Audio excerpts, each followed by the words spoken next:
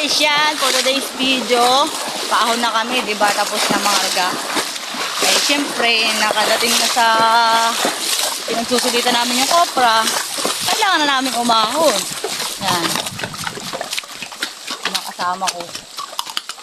Meron pa yun sa huli, guys. Yan. Saka na kami.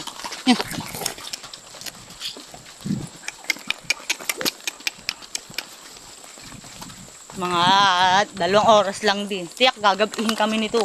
Sa dahil meron doong mahirap na daan. Siyempre, kaya yan mga kabayong yan. Ako ay 65 kilos. Yung karga ni yung mga backload ko ay 40. Ay di may karga siya paahon na 105. Tapos nung nangarga siya ng kopra, ang karga niya 175. Paparito. Hope na hindi malaging